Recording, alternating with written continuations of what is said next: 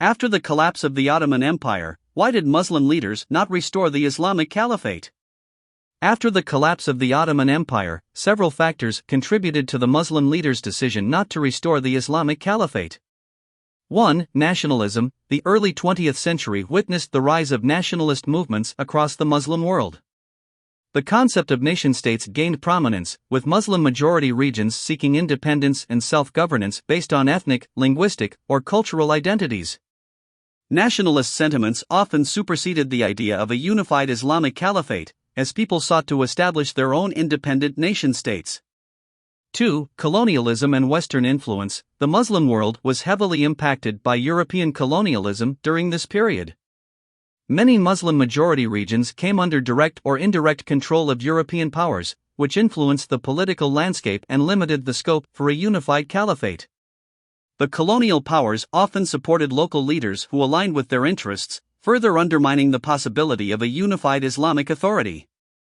3. Political fragmentation and power struggles. The collapse of the Ottoman Empire led to significant political fragmentation in the Muslim world.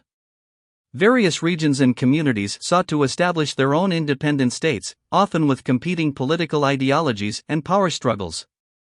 This fragmentation made it challenging to achieve consensus and establish a unified caliphate. For different interpretations and visions of Islam, Muslim leaders held diverse interpretations of Islam and varied visions for the future of the Muslim world.